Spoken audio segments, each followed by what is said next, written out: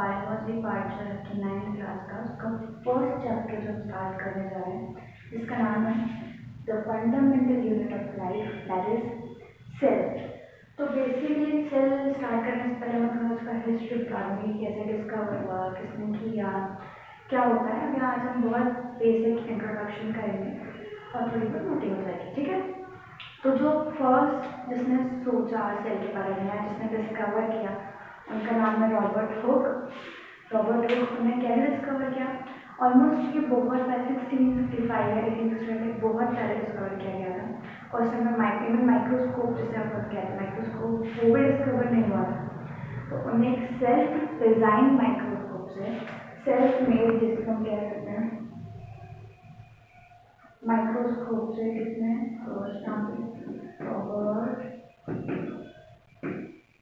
Robert Hooke उन्हें discover किया था। उन्होंने देखा था सेल्फ डिज़ाइन माइक्रोस्कोप से एक कॉर्क। अब कॉर्क क्या होता है, जो ट्रीज होती है उनका जो फर्स्ट लेयर देखा, जो उनको दिखता है थोड़ा डेड सा, एक बड़े बड़े बार्क ऑफ ट्री में, वो उन्होंने लिया, छोटे छोटे थिन स्लाइसेस में काटा, कॉर्क को थिन स्लाइसेस में काटा, और उन्होंने नोटिस किया कि एक ऐसे हनीकॉम्ब मेज टाइप के स्ट्रक्चर थे, हनीकॉम्ब मेज टाइप के स्ट्रक्चर थे, सब अलग अलग छोटे छोटे छोटे छोटे, it's like block of structure थे उस छोटे से कॉर्क में। कैसे उन्होंने रॉबर्ट हुक ने एक सेल्फ मेड माइक्रोस्कोप से कॉर्क को देखा, तो आपने क्या लिखे, स्मॉल टाइनी यूनिट्स देखे उन्हें। उन्होंने बोला कि जो उनको वहाँ से पता चला कि जो एक बॉडी होती है, ह्यूमन बॉडी होती है, ट्रीज होते हैं, वो छोटे छोटे यूनिट से मिलकर कहते हैं बने हुए हैं, जिन्हें हम कहते हैं सेल। तो उन्होंने ये छोटे छोटे रूम लाइक स्ट्रक्चर, उन्होंने इसको नाम दिया था रूम लाइक स्ट्रक्चर। और क्या बोला था उन्होंने, हनी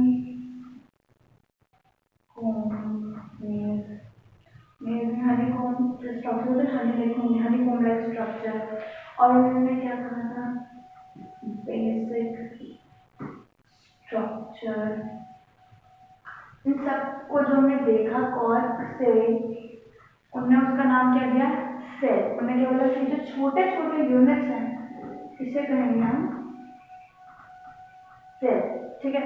तो सेल को अगर बोला जाए तो क्या कहेंगे हम, छोटे छोटे स्ट्रक्चर, यूनिट लाइक स्ट्रक्चर, जिससे एक बड़ी चीज बनती है, बड़े प्लांट्स, ह्यूमन बॉडी, उसे कहते हैं हम सेल। सेल जो है एक लैटिन वर्ड है। कौन सा वर्ड है, लैटिन वर्ड है, जिसका मीनिंग क्या होता है, small root. Small root, cell जो है एक लैटिन वर्ड है जिसका नाम होता है स्मॉल रूट्स, ठीक है। तो अगर कोई पूछे आप, इसलिए एक्चुअली सेल को ही the fundamental unit of life कहते हैं। क्यों कहते हैं, क्योंकि ये बहुत छोटे छोटे स्ट्रक्चर होते हैं जिससे मिलकर हमारी पूरी बॉडी बनती है। इसलिए एक फंडामेंटल यूनिट होता है ना, लाइक सोशल में आपने सुना होगा फंडामेंटल राइट्स, जो सबके लिए होता है, जो बेसिक होता है, तो वही होता है सेल। सेल भी फंडामेंटल यूनिट ऑफ लाइफ है, जिसकी वजह से हमारी पूरी बॉडी स्टेबल हो पाती है, ठीक है। अब सेल जो होते हैं हमारे, मतलब दो टाइप के होते हैं। कौन से, पहले सेल डिवीजन देखते थे, मतलब लाइक सेल कैसे डिवाइड होता है, पहले यूनिलेटरल, यूनिसेलुलर, यूनिसेलुलर और मल्टी सेलुलर। यूनिसेलुलर, यूनि और मल्टी। सेलुलर मतलब सेल, यूनि मतलब सिंगल और मल्टी मतलब मैनी। मल्टीग्रेन सुना होगा आपने, वैसे मल्टी नहीं है। सिंगल यूनिसेलुलर मतलब वो ऑर्गेनिज्म जिसका एग्जाम्पल है अमीबा, पैरामीशियम, सुना होगा आपने अमीबा के बारे में। अमीबा हो गया, पैरामीशियम हो गया, ये सारे इसके एग्जाम्पल है। सिंगल सेल या यूनिसेलुलर मतलब जिनकी होल बॉडी में सिर्फ एक सेल प्रेजेंट होता है, नॉट डिफरेंट डिफरेंट स्ट्रक्चर। उनकी पूरी बॉडी देखा हमने अपने अमीबा को, ऐसे ऐसे ऐसे ऐसे कुछ भी होता है, एक न्यूक्लियस होता है, ये होता है अमीबा। तो तो ये जो पूरी चीज होती है एक सिंगल सेल होता है। और मल्टी सेलुलर कौन कौन होता है, जैसे ह्यूमन, प्लांट्स, एनिमल्स, जिसमें डिफरेंट छोटे छोटे छोटे सेल प्रेजेंट होते हैं, वो फिर मिलकर एक बड़ा यूनिट बनता है, तो होते हैं मल्टी सेलुलर। तो सेल कितने टाइप के होते हैं, दो, यूनिसेलुलर और मल्टी सेलुलर। नेक्स्ट, सेल का अगर नॉर्मल डेफिनेशन आए या सेल को अगर क्वेश्चन आ जाए कि why cell is a fundamental unit of life, why cell is the basic structure of life, तो क्यों कहेंगे हम, क्या आंसर होगा इसका, क्योंकि हमारी होल बॉडी, होल स्ट्रक्चर छोटे छोटे कंपार्टमेंट से बना है, इसलिए अगर वो कंपार्टमेंट या वो सेल नहीं होगा तो हम पूरी बॉडी स्ट्रक्चर नहीं बना पाएंगे, इसलिए cell is a fundamental unit of life. Next, cell के पास में बैठे दो, यूनिसेलुलर और मल्टी सेलुलर। यूनिसेलुलर मतलब जो सिंगल सेल होते हैं, एक सेल होते हैं, लाइक अल्गा, पैरामीशिया, प्रोटोजोआ, और मल्टी सेलुलर मतलब इसमें डिफरेंट टाइप ऑफ सेल होता है। और मैंने किया, आप थोड़ा सा अपन नोटिस करेंगे, कॉपी कर निकाल लीजिए जब तक मैं रब करती हूँ। इसे अपनी लिखने की कोई जरूरत नहीं है, जब मैं कहूँ तब लिख लेना, कॉपी पर अपनी एक अलग से रजिस्टर बना लो। अच्छा लगे सारे नोट सही समय हो जाएंगे तो ठीक है, आप लोग कॉपी पर निकालो।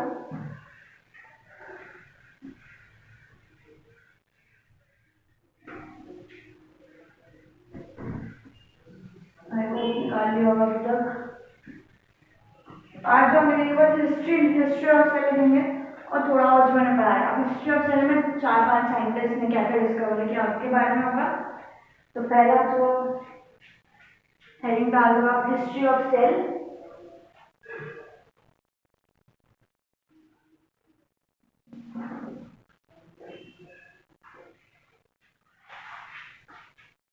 हिस्ट्री ऑफ सेल, फर्स्ट जिनने सबसे पहले सेल डिस्कवर किया, अभी डाल देते हैं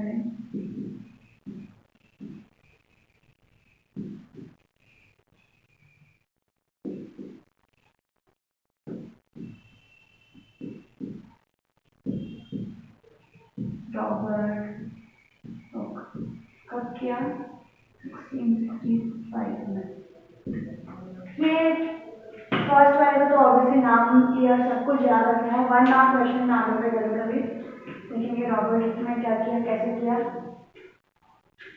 he took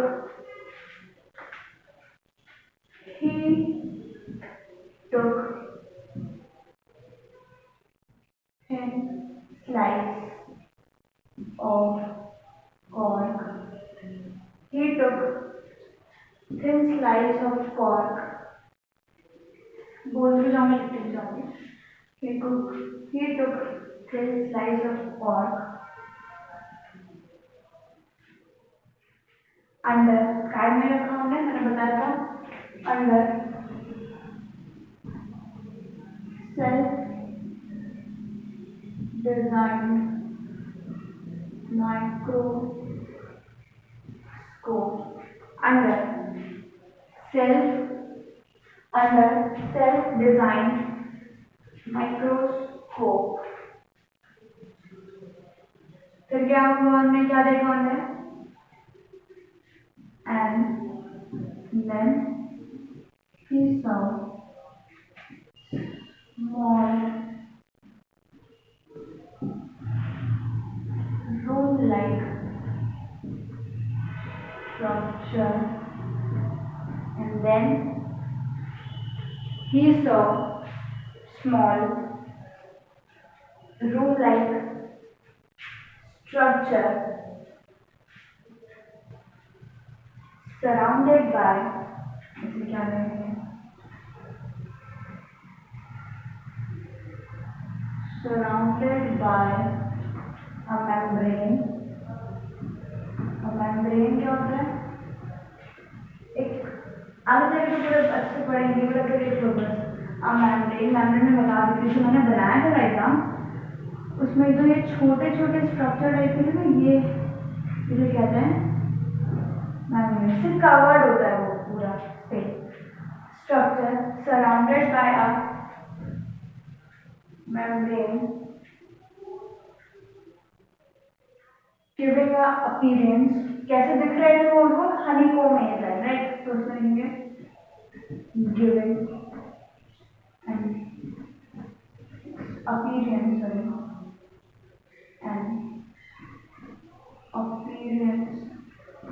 of honeycomb.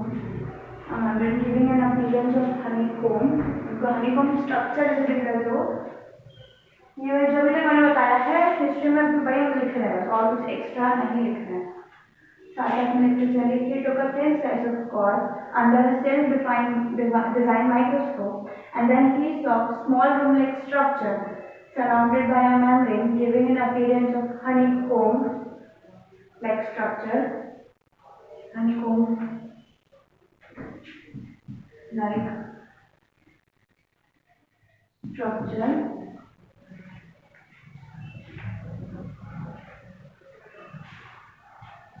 And we call it a cell.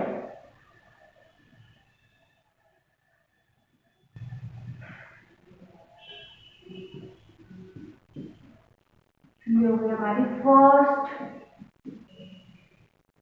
Scientific theory. कैसे क्या है, थिन स्लाइस ऑफ कॉर्ड लिया, उसको माइक्रोस्कोप में देखा, उन्हें हनीकॉम्ब लाइक स्ट्रक्चर दिखे, उन्होंने नाम लग दिया सेल. ठीक है, ये पूरा है.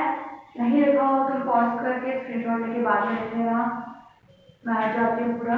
हम लोग नेक्स्ट साइंटिस्ट का मूव करेंगे इसके बाद.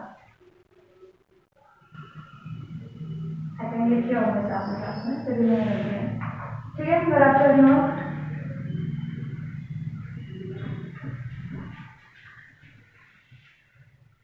अब छोटे छोटे साइंटिस्ट के नाम बस लिख रहे हैं. जो फर्स्ट वाले हिस्ट्री उनको रॉबर्ट को याद करना है, आ जाता है एग्जाम में कभी ना कभी. सेकेंड वाले को बस एक दो बार पढ़ लो तो खुद एग्जाम में आ जाएगा. कभी कभी उनका भी आ जाता है. तो सेकेंड जो हमारे में वो क्या है, ये सब अगर आपको एनसीईआरटी हो तो एनसीईआरटी में जैसे लिखा है आप पढ़ सकते हो. ठीक है, एक मिनट पढ़ के एनसीईआरटी है.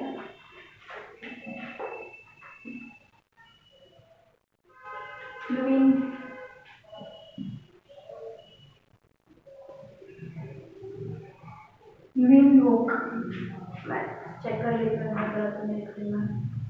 लुईनहोक, HOEK. लुईनहोक इन्होंने डिस्कवर किया कब, 1674 में. लुईनहोक.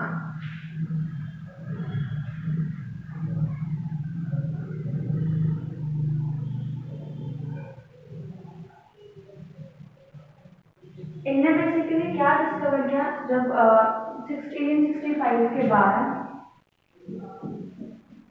1665 ऑब्वियसली थोड़ा टाइम लगा. तब तो रॉबर्ट हुक ने वो सब एक थ्योरी बुक है पब्लिश में लिख दिया कि मैंने ऐसा देखा, कर्व लाइक स्ट्रक्चर देखा, मुझे रूम लाइक स्ट्रक्चर देखा, बस. और उस टाइम पर माइक्रोस्कोप ने डेवलप नहीं हुए. तो आफ्टर दैट 1674 में जब लुईनहोक आए, उन्हें सबसे पहले माइक्रोस्कोप देखा और इनकी थ्योरी को ही आगे जाके पढ़ा के उन्होंने देखा कि not even only in trees, water में भी उन्हें फ्री स्पेसेस दिखे. वाटर का एक फ्रॉग हो गया है, वहाँ पे भी उन्हें छोटे छोटे स्पेसेस दिखे, जिसको बेसिकली उन्हें सेल कहा. तो लिखेंगे हम with the help of developed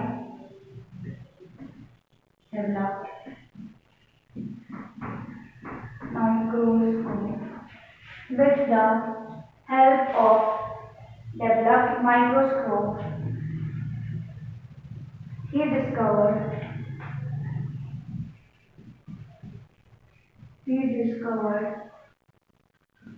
cell. He discovered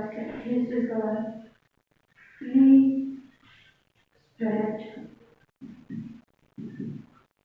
in pond or water.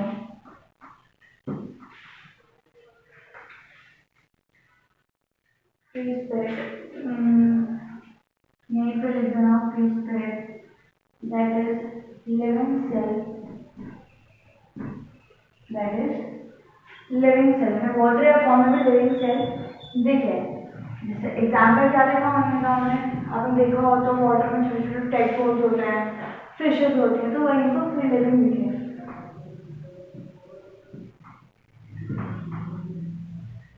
तो इनमें इतना ही ज़्यादा कुछ किया नहीं है। थर्ड साइंटिस्ट पे आते हैं अपने, लिख लो आप, थोड़ा टाइम देते हैं आपको।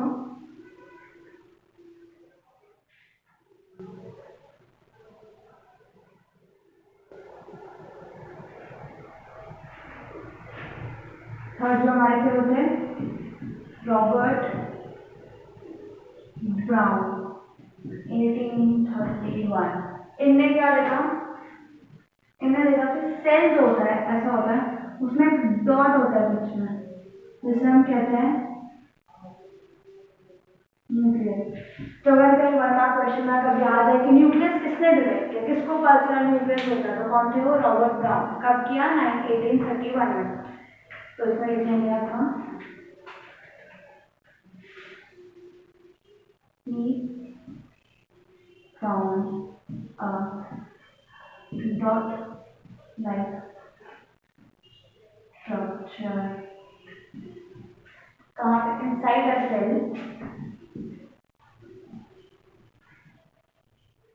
inside a cell and called it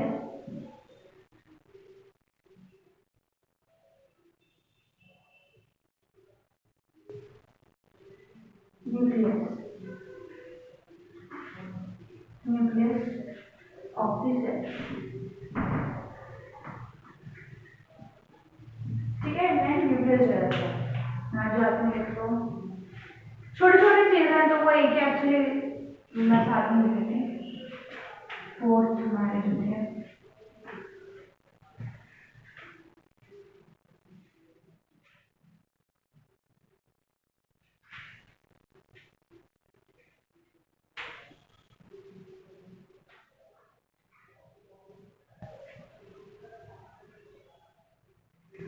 next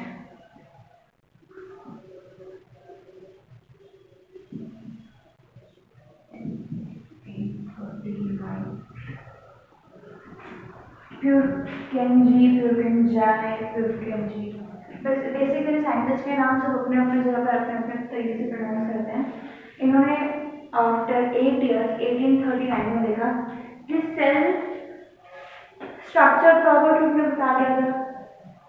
उसके बाद हमारे रॉबर्ट ब्राउन ने यहाँ पे न्यूक्लियस बता दिया। अब इनने देखा कि स्ट्रक्चर और न्यूक्लियस के बाद भी यहाँ पे कुछ जगह बचती है, जो क्या है, एक वाटर लाइक एक जेलिक स्ट्रक्चर होता है जिसको साइटोप्लाज्म या प्रोटोप्लाज्म कहते हैं, वो इन्हें डिराइव किया, इन्हें डिस्कवर किया 1839 में। ठीक है, तो लिखेंगे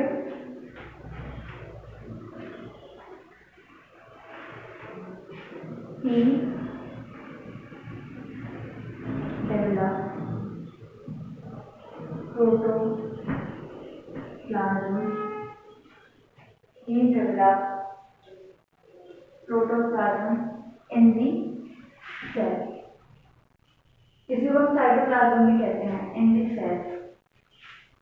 वो क्या था, राइट में रहेगा fluid like structure, fluid like structure. ठीक है, वन लाइन है तो क्या है, we develop protoplasm in the cell और ये फ्लूइड लाइक स्ट्रक्चर। समझ में आया ना। अगर ये जैसे फिर बता देती मैं डायग्राम बना के, यहाँ पर ये एक नॉर्मल मान लो कॉर्क है, ठीक है, और उसमें ना छोटे छोटे रूम लाइक स्ट्रक्चर है।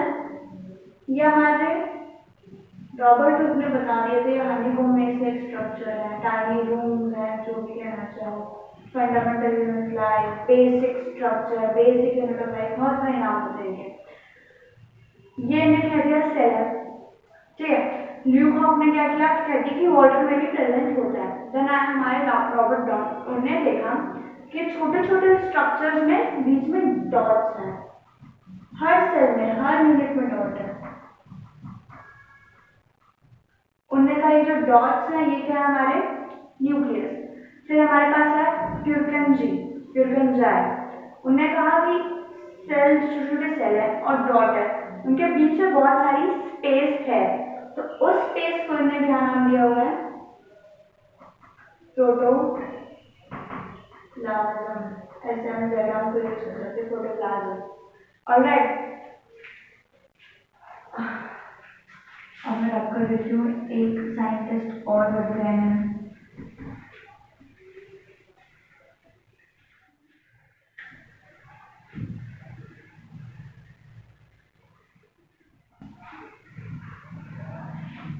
नेक्स्ट आगे से 5th नंबर होगा, राइट? इनका नाम है क्या? शीलन शॉन। मैं तो शीलन शॉन कहती हूँ, कुछ साइंटिस्ट का नाम है ऐसे होता है, शीलन।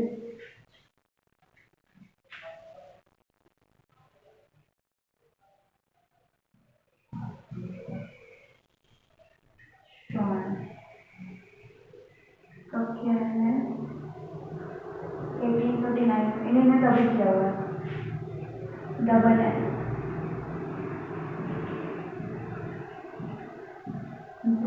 दो साइंटिस्ट ने क्या किया? इन्हें क्या देखा? दैट इन्हें बेसिकली कुछ डिराइव नहीं किया। जो इतने सारे हमारे पहले के साइंटिस्ट ने जो बनाया हुआ था, उनके पास उन्हें एक थ्योरी टाइप में या एक समरी टाइप में लिख दी। क्या लिख दिया इन्हें? कि all plants and animals have a basic unit that is called cell. बस ऐसे ना बहुत जगह होता है, देखा हो तुमने किसी कहानी में या कहीं भी, लोग मेहनत करते रहते हैं और लास्ट में कोई आता है और सारा क्रेडिट लेके चला जाता है। सेम इन्हें भी ऐसे किया, इन्हें कुछ किया नहीं, ऊपर का पढ़ते हुए आया, लास्ट में बस लाइन लिखते हैं क्या? All plant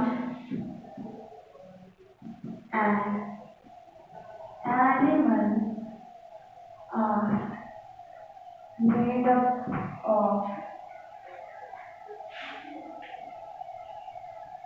basic unit of life, that is बस खत्म। एक आने कह दी और इनका नाम आ गया किताबों में, एनसीईआरटी में दिया हुआ था। ठीक है, ये 5 साइंटिस्ट के नाम दिए हुए हैं सर्टी में अभी, और एक बहुत सारा उसके बाद भी थ्योरी होती है, बट यहाँ पर ये बहुत है। एक सेल थ्योरी नाम से भी दिया हुआ है, वो भी लिख सकते हैं। साइंटिस्ट 5 थे, इसके नीचे स्टार मार्क करके या डैश करके कुछ भी लेके लिख देना, उसका नाम है क्या? Cell theory. एग्जाम में ऐसे आता नहीं है, बट फिर भी क्या नहीं सकते कुछ भी।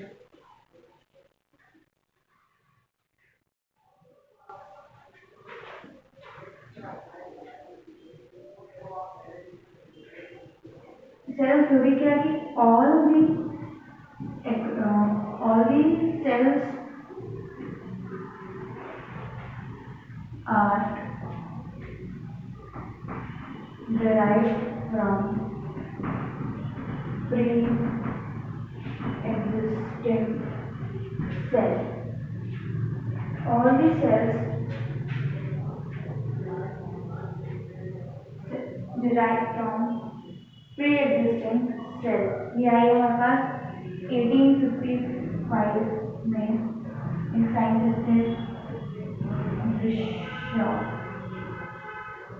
इन्हें बेसिकली क्या कह दिया है कि जो सेल अभी एक सेल आया है ना, वो किसी पुराने सेल से डिराइव करते हुए ही बना है। मतलब जैसे नहीं होता मुर्गी पहले अंडा की, पहले मुर्गी आई थी कि अंडा आया था, तो इट्स लाइक कि पहले कुछ ना कुछ सेल थे, उसी से नया नया सेल बना दिया। ऐसे नहीं प्रकट या एकदम से कोई न्यू सेल डिराइव नहीं हुआ है। ऐसे प्लांट होता है ना, तो एक बड़ा प्लांट होता है, फिर फ्रूट्स बनते हैं, फ्रूट्स के उससे सीड गिरते हैं, तो सीड में एक सेल होता है, फिर वहीं से पूरा प्लांट फिर से बन जाता है। तो वही प्री एक सेल होता है, प्री एग्जिस्टिंग, जो पहले से एग्जिस्ट हुआ होता है, उसके बाद ही न्यू सेल डिराइव होता है। ये देखो और बता रही हूँ तब तक, ये है कि थोड़ी बहुत हिस्ट्री बस, इसके अलावा कोई हिस्ट्री नहीं है। सेल थ्योरी लिखी होगी, all the cells are derived from pre existing cell. अब जो मैंने बताया था, ये यूनिसेलुलर और मल्टीसेलुलर एक लाइन में लिखना था, हमें कुछ डिफरेंस नहीं है। पहले लिखे यूनिसेलुलर,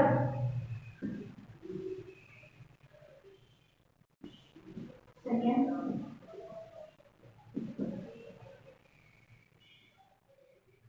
क्या होता है ये बताया था मैंने।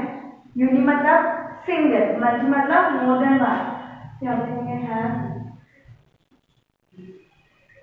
Only one cell. एग्जाम्पल लिखेंगे अमीबा का,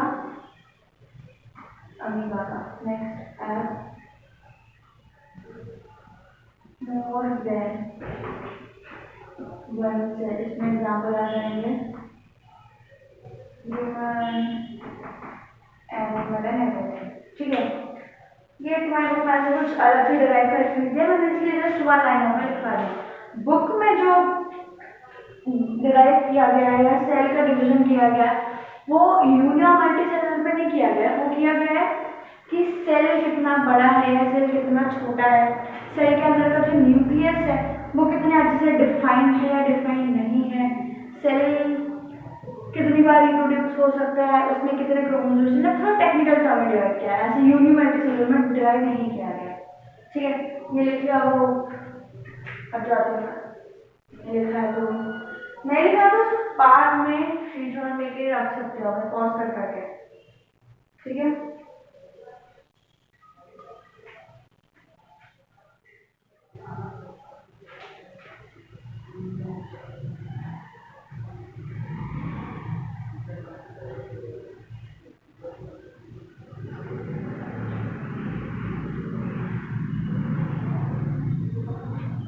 हो गया होगा ना, मैं आपका लिख दूँ सब कुछ।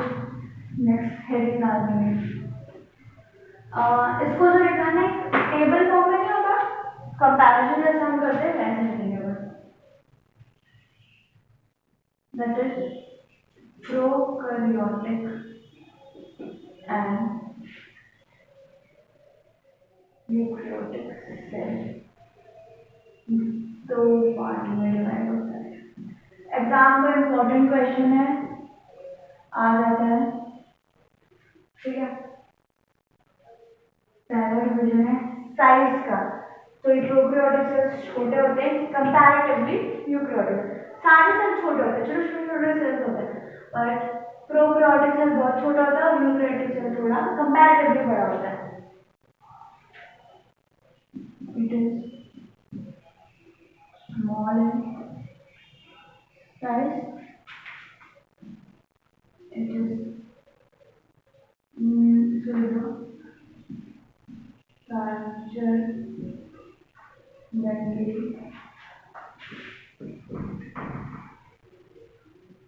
प्रोकैरियोटिक सेल, मतलब इनसे बड़े होते हैं सारे सेल। साइज दिया हुआ है, याद आ जाए तो बहुत अच्छी बात है, नहीं आए तो बताइए। 1 to 10 म्यू, म्यू क्या होता है, ये बना ऐसा कुछ होता है। म्यू क्या होता है, बेसिकली कुछ होता है सेल को, जैसे केजी होता है ना, किलोमीटर मीटर लीटर, वैसे सेल को जो मेजरमेंट यूज होता है वो होता है म्यू।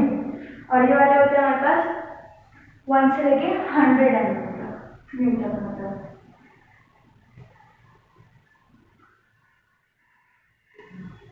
ठीक है, तो पहले डिफरेंस साइज का, ये छोटे होते हैं और ये कंपैरेटिवली बड़े होते हैं। सेकेंड पॉइंट आ जाता है यहाँ पे हमारे पास न्यूक्लियस का। न्यूक्लियस किसने रिएक्ट किया था, जल्दी बताओ। पहले वाले रॉबर्ट हुक ने किया था, रॉबर्ट हुक ने किया था, हाँ नहीं रॉबर्ट हुक ने नहीं किया था, तो किसने किया था न्यूक्लियस, रॉबर्ट ब्राउन ने किया था। ऑलराइट, न्यूक्लियस कैसे रिएक्ट होता है, जैसे ड्राइंग में बताती हूँ। प्रोकैरियोटिक सेल का ये अगर एक सेल है, इधर हमारा सेल नहीं होता है, सिर्फ ड्राइंग में हमारे, ये अगर सेल है तो यहाँ प्रोकैरियोटिक सेल का न्यूक्लियस ऐसे बस हल्का सा फेडिंग कटिंग नहीं होता, नॉट प्रॉपरली डिफरेंट, मतलब यूकैरियोटिक का बना होना तो पूरा ऐसे हो गया, ऐसे बनेगा, पूरा गोल स्ट्रक्चर, गोल या जिस भी फॉर्म में होगा वो पूरे, इसको जो भी डिफाइंड होगा वो वेल डिफाइंड होगा। और यहाँ पे वेल डिफाइंड न्यूक्लियस से हुआ रीजन बता रही है, रीजन मतलब है कि यहाँ कहीं न्यूक्लियस है, ऐसे बोल सकते, बस बीच में कहीं तो भी न्यूक्लियस है। तो सेकेंड डिफरेंस हो जाएगा हमारा, ए डिफरेंस हो जाएगा, it does not have well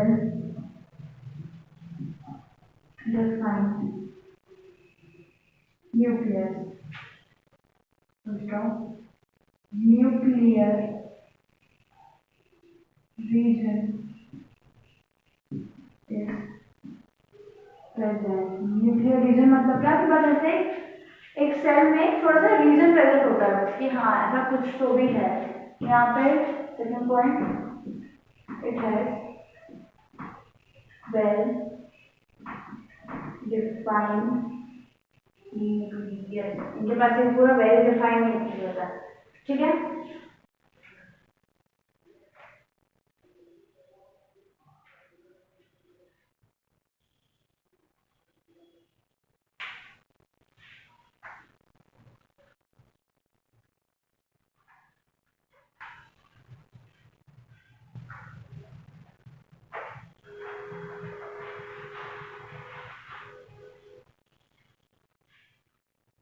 इसी में लिख देते हैं not does not have well defined nucleus या न्यूक्लियर प्रेजेंट की, मतलब इसको डायरेक्टली कभी ये भी लिख देते हैं कि प्रोकैरियोटिक सेल में न्यूक्लियस नहीं भी होता। मतलब लेवल लाइन में अगर कभी याद नहीं आ रहा हो तो एक छोटा डिफरेंस लिखना कि nucleus is present, nucleus is not present, तो देखे तो वो भी लिख दो।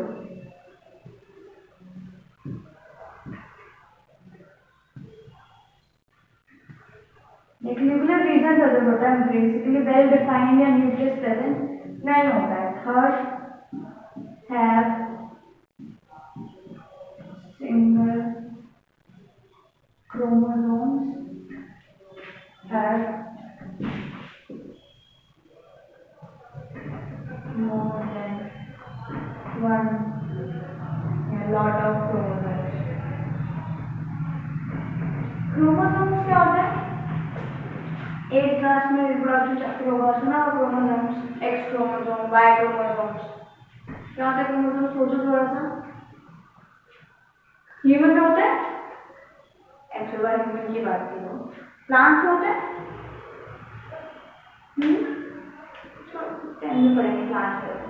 टेंथ में रिप्रोडक्शन अच्छे से, मतलब बेसिकली क्रोमोसोम्स के बारे में अच्छे से बताया गया है। क्रोमोसोम्स क्या होते हैं? एक हेरिडिटी या इनहेरिटेंस जो हमारे पेरेंट्स से हमारे तक लाते हैं, वो जो ट्रांसफर होती है वो डीएनए जो होता है वो क्रोमोसोम्स के थ्रू ट्रांसफर होता है, ठीक है। तो यहाँ पे मैंने बताया था बेसिकली यूनिसेलुलर जो होता है उसमें सिंगल सेल होता है, वही प्रोकैरियोटिक सेल होते हैं, वही छोटे होते हैं, उन्हीं में डिफाइंड न्यूक्लियस नहीं होता, वही सिंगल क्रोमोसोम। बेसिकली यूनिसेलुलर वाले सिंगल क्रोमोसोम्स होते हैं, और यहाँ पे मोर देन वन क्रोमोसोम्स में ह्यूमन वगैरह सब कुछ आ जाता है, ठीक है। फोर्थ पॉइंट,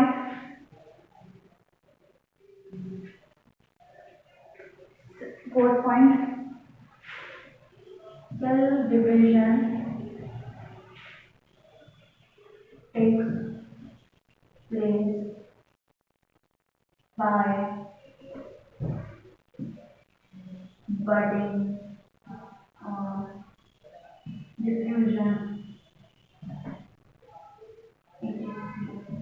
और एक और यहाँ पे कैसे होते हैं? Cell division takes place by meiosis और meiosis।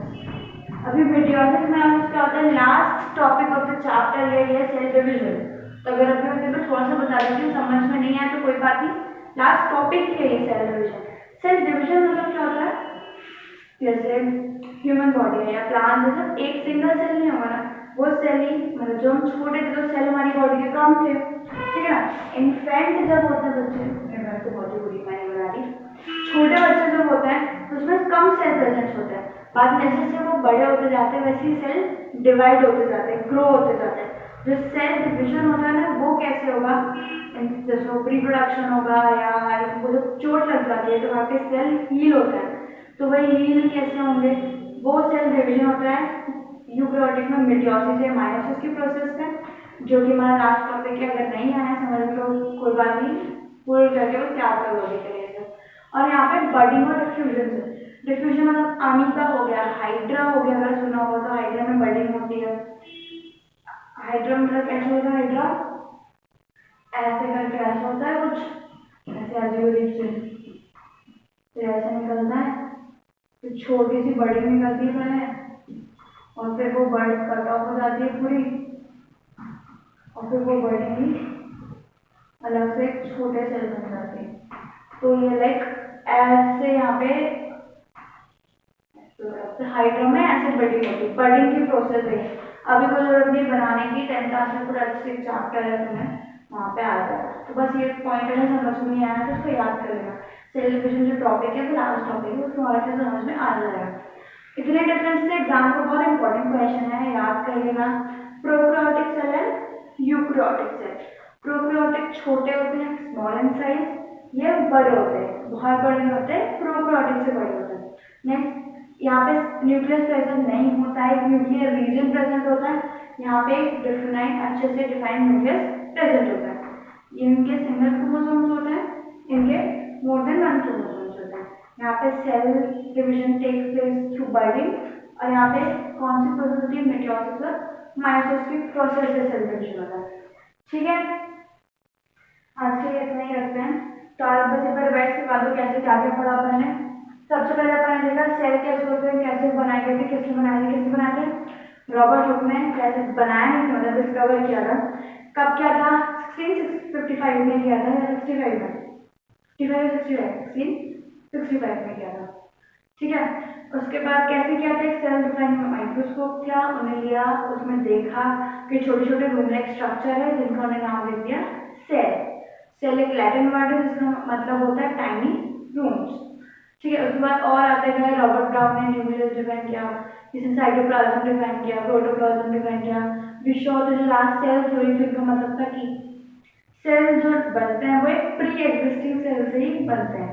ठीक है, उसके बाद हमने देखा क्या, मल्टी सेलुलर और यूनिसेलुलर के बारे में हमने देखा कि मल्टी मतलब बहुत सारे हैं जो हमें हमारी बॉडी है, प्लांट्स है, और यूनिसेलुलर मतलब जो बैक्टीरिया और होते हैं, वायरस होते हैं, जिनमें सिर्फ एक ही सेल प्रेजेंट होता है।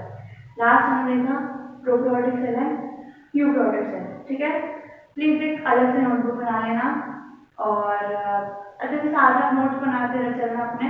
खुद के नोट्स इंपॉर्टेंट होते हैं कि लास्ट डे ऑफ एग्जाम्स में हमें खुद की राइटिंग समझ में आती है जल्दी से, कंपैरेटिवली कहीं और से एक बार में हट जाती है। अगर ये नहीं किया तो पॉज करके अच्छे से लिख लेना, आई होप आप सब तो कर ही लिया होगा। चलो फिर मिलते हैं नेक्स्ट क्लास में।